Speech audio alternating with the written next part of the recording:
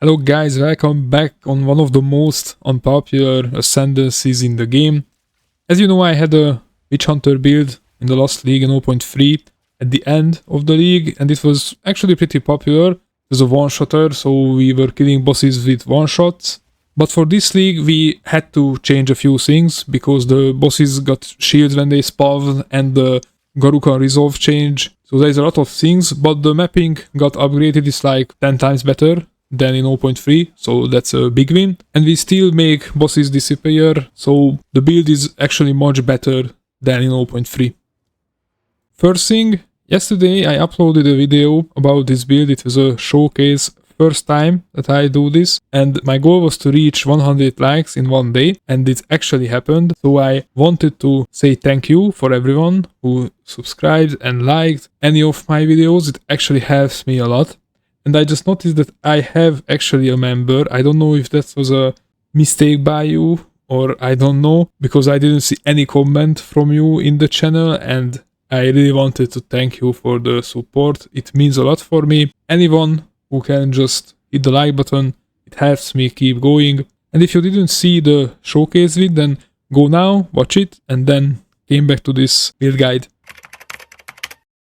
So let's talk about the Ascendancy first. We are using Witch Hunter, mostly because of this node. This node gives us a lot of opportunity, unique opportunity that people don't really understand. If you want to do this on Amazon, Pathfinder, on Deadeye, you can do it, but you will have less damage, less movement speed, less utility, less defense, less everything. I will talk about this later when we are on the tree and on the super gems. Also on defense, Sorcery Ward gives us a lot of defense. I usually have 6000 sorcery ward on maps, and you are kinda invincible. The only way you die is because of sprinting. And most likely you won't, because this barrier is huge, especially with this node. I am running on 0 chaos resist from the whole time, and I maxed out the resist for the video's sake, but these were 60% and more than enough. You are really tanky, sorcery ward is broken. And also this node for support your clear speed on maps. Again, people underestimate the damage this gives us. The 100% of their maximum life as physical damage is huge, actually. Monsters, especially air monsters on fully juiced maps, have a lot of life. And with our build, with the poison burst arrow that flies through everywhere, you are clearing the map off screen. You don't even see it when the mobs dying around everywhere. It's pretty fun. So for mapping, we are using Poison Burst Arrow. And when you are using poison damage for clear, the most important part, you want your first hit to be the highest, because you will apply your highest poison with that, and everything just melt. And this is the part where the Witch Hunter Ascendancy comes clutch here, because we can stack our full life nodes here with increased critical hit chance, critical damage, simple damage, a lot of stuff, lot of damage on the first hit, and ambush. So our critical hit chance look like we have 17%, which is bad. But if you add up together from the tree, because they are not shown here, and add up the ambush, you are almost at 50%, so your critical hit chance is solved, because we are using Garukan and the max you can have is 50%, and it's more than enough. And also we are using the Defi 2, because the Constructing Command Viper Cap requires 4 or fewer enemies to be surrounded. This gives us a huge damage boost and gives us Lucky. Lucky is broken. It's one of the best stuff you can put into your build, but for this you need to use the Constructing Command. Also we have Bursting Plague and Fork here. And you would say that, okay, but you can get these nodes in other Ascendancy. Yes, you can, but that's not all. So all the defense nodes are on the second hand, because we are using it when we are mapping. You don't need any defense when you are in the boss room, but later on that. So we are using all the defense node, and not just the defense node, the utility node, so reduce movement speed penalty, which is really important. It feels really bad when you have the slow movement speed on the maps. I hate that. So that's why we are using run and gun, spray and pray, momentum. We are ignoring all movement penalties from armor. Light on your feet, immune to hinder, maim, you can be slowed, kinda. A lot of stuff here. Getting more attack speed, movement speed as you kill enemies. You can get a lot of nodes with the Witch Hunter Ascendancy, because we have a lot of plus weapon set points. It's really amazing. And the second part is, because we solved our critical hit chance with a few nodes here and with the support gem, that's all the critical stuff that you see can go to the second hand. So this is how you kind of want to separate your two main skills, your damage dealing and your bossing skill. It's pretty impressive if you ask me. And we also use Eternal Rage, Herald of Plague and Wind Dancer for the maps. Rage and the Herald of Plague gives us a lot of damage for the clear, and you need the Plague Finger. All damage from hits contributes to poison magnitude. This is kind of the backbone of the poison damage. You need this glove. Also try to get a high physical damage bow. Try to get one with onslaught, critical hit chance and projectile skills, because the onslaught is really nice. It gives us more movement speed and we are already really fast, but because of this and because of the tree and Headhunter, you are almost always at the 100% movement speed, which just feels really nice. You feel like you are doing something right when you have high movement speed. First you want your permafrost ammunition in your right click, then when the boss spawns, put freezing mark on it and freeze it in 2-3 shots, it depends on your support gems. Then load Plasma Blast into your crossbow, use the spare and emergency reload to empower your shot and start channeling Plasma Blast. It's really easy, and with this we solve the problem what Garukan resolve would cause with the only 50% critical hit chance, because first I was trying to make it like that, like in 0.3, but you don't need Garukan resolve in Plasma Blast. With this it works every damn time, and if you look at this is a Citadel boss with 17-80 million life, and we have the minus 30% damage curse on us, and it's still and we still kill it in one shot, so it's pretty amazing. So what you want for this combo to work, on Plasma Blast you want critical damage and critical hit chance. This is the most important part, the critical hit chance, because we are now at 61% main critical hit chance. This is really high. We also get more critical hit chance from this, because when you are hitting with the permafrost, you daze the enemy also, so we get this and we have this. So we try to make everything to get our critical hit chance almost at 100. It won't be there, but we also have the DeFi 2 here with the lucky. So it works like almost every time. It's like 99 times from 100. It's pretty good. And of course, we're getting a lot of reduced critical damage bonus from Careful Assassin and Pinpoint Critical, but we are still at almost 400, which is it's nice. It's nice. With Overextend and try to get every critical damage nodes in the tree. As you can see, you don't need defense because you are freezing the bosses in 2 seconds. Biting Frost gives us a lot of more damage because we are always hitting the bosses as they freeze, and with Twin Ice also 50% increased damage with hits against frozen enemies, and you need poison free in it because you had to have a 100% chance to poison stuff.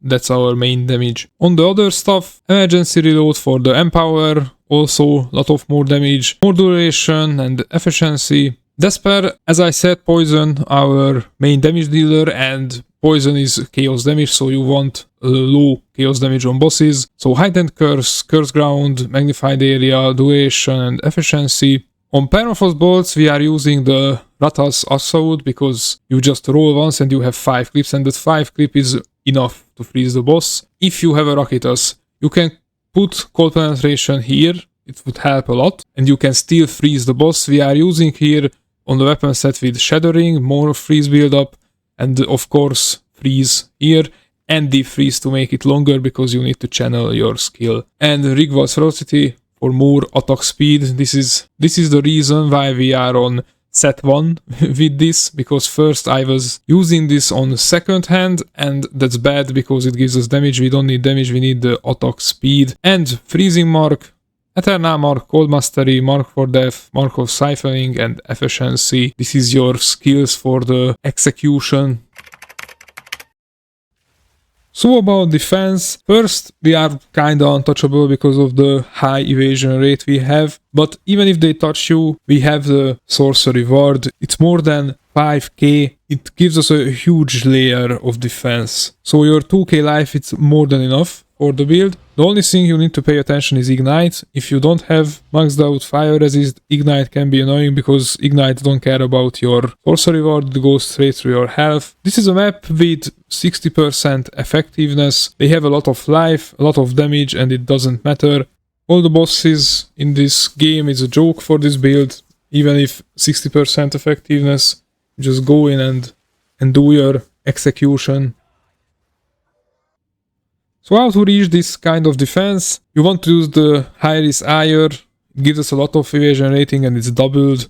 We are at almost 60% evasion rate, it's more than on maps. Also you want a little bit of increased global defense on your amulet and projectile skills, life, spirit, critical damage bonus. Also we have life regeneration here because I want to use the berserk in the future, but we don't have enough life regeneration now, so we don't use it yet. And I talked about the other stuff. Constantly command, you want a high evasion boost with move speed and resist. Try to get a lot of damage on your offhand, critical hit chance, bow skills, everything. On the rings I have attacks, resist, life and leech, mana leech, life leech because we have physical damage. Maybe you won't have all roads resolve, but you can use a simple potion. And I have the Rite of Passage Golden Charm. I bought this for my wolf early on and I still have it. It's really expensive. It gives us increased skill speed and movement speed. The movement speed is really nice, but you can use any other charm. This is not a deal breaker. In the first hand we have the crossbow. Try to get one with attack skills, critical damage bonus and critical hit chance because the critical damage bonus here is a multiplier on your weapon. Matters a lot. So I already showed you a lot about the tree, but there is some few points that both weapon set uses, like the surrounding stuff, or here with the controlled metamorphosis you are using these big nodes. With this and also Killer Instinct we are always at full life. And on the jewels we have two of these magnitude of damaging alignments and magnitude of poison. This gives us for the weapon set 1 and this gives us for the weapon set 2. This is a really good jewel because it gives us a lot of attack speed also. And one important part here is the Megalomaniac Diamond. I have crippling toxins in it, so this node it gives us 25% increased magnitude of poison. It's really nice and we don't need to go in here with the passive nodes. So there is a really few of these on the market. You won't get even this one because I have also After Evasion. This is a really nice node for us with the 60% increased evasion rate and reduced movement speed penalty. So this is expensive. This is 100 divine orbs and there was one on the market. And all of there are 30 crippling toxins, Megalomaniac diamonds on the market. So if you want to make this build, I think this is one of the best nodes that you can get with it. But also you can get this node and then forget about this part. You can kind of figure it out differently, but still the crippling toxins is the best in my opinion. And we also have a Heart of the Well Diamond with extra cold damage, chaos damage. The critical spell damage bonus is sad, but it recovers 2% mana on kill that helps us with the mana stuff. I would say yes, it's around in the S tier mark. The only thing I wouldn't start with a league with this because you need 2 weapons and early on that can be expensive. But it's still manageable even to start a league with this. And we are kinda following the Jonathan vision here because we don't use any bugged interaction. We are don't spamming 1000 comments or curse grounds like the other builds. I'm really bored of these builds and I hope they will nerf and get rid of the stupid stuff. This is a full combo build for mapping and bossing and it feels nice. For me it feels much better than those. I'm just bored with the 10,000 comment stuff. It's kind of enough and all of them are the same and zero brain and so on. I want to utilize what the game gives us. A lot of ascendancies. I think there is still a lot of good and unique builds out there that we didn't discover and I want to do that, for example, with this Witch Hunter build. I would like to thank everyone who watched this video. If you would hit the like button, it would help me a lot, and subscribe. And I will upload everything, the leveling, the interludes into my VodChannel because I have them. So you can watch that also if you don't know how to level up Witch Hunter. But at this point, in 2 months in, everyone has a little bit of currency to make an alt leveling really easy. So thank you guys, and see you in the next one. Bye bye.